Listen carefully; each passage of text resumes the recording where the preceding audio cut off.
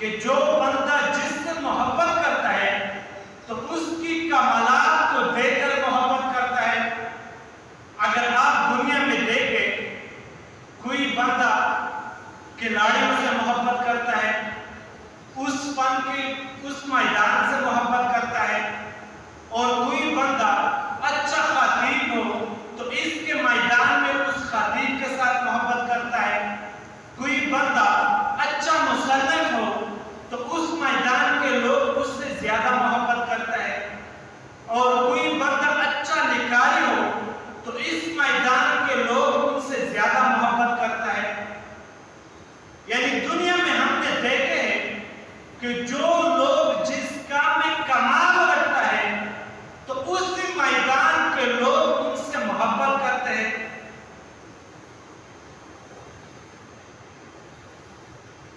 لیکن یہ محبت،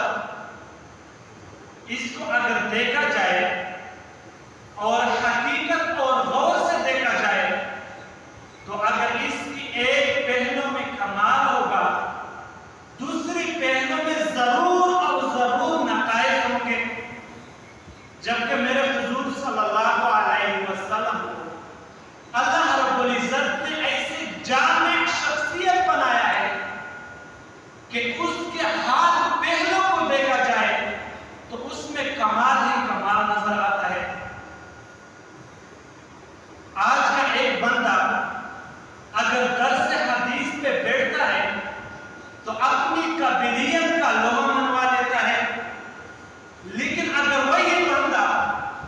خطابت کے میدان میں جاتا ہے تو وہ اپنے معافی ضمیر کا اظہار نہیں کر سکتا۔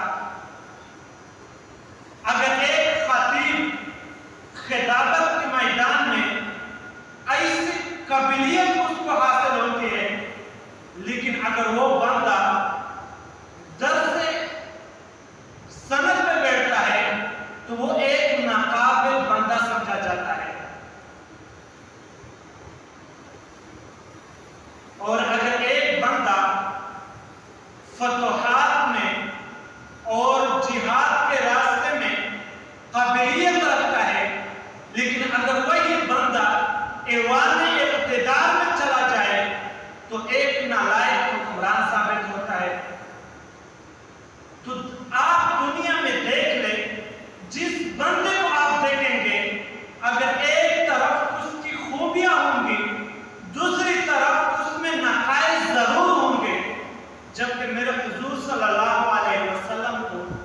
زندگی کو دیکھ لیں، میرے حضور صلی اللہ علیہ وسلم کی ذات کو دیکھیں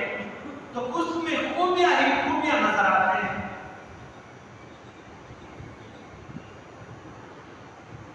حضور صلی اللہ علیہ وسلم جب مشرکین نے حضور صلی اللہ علیہ وسلم سے نبوت کی دلیل مانگی کہ آپ نے جو نبوت کا دعویٰ کیا ہے اس میں ہمیں کوئی دلیل بتا دیجئے، کوئی دلیل، کوئی معاصر ظاہر کریں گے تو ہم آپ کو نبی مانیں گے۔ تو حضور صلی اللہ علیہ وسلم نے فرمایا کہ میری نبوت کی دلیل یہ میری زندگی ہے اور میری ذات ہے، ورنہ اس وقت حضور صلی اللہ علیہ وسلم اگر چاند کی طرف اشارہ کرتے تو چاند دو ٹکڑے ہو جاتا، اور اگر کسی پتھر کی طرف اشارہ کرتے تو پتھر کلمہ پڑھ لیتا، اور اگر کسی درخت کی طرف اشارہ کرتے تو وہ درخت آ جاتا۔ لیکن حضور صلی اللہ علیہ وسلم کی یہ معجزات یہ سارے کے سارے بعد میں ظاہر ہوئے،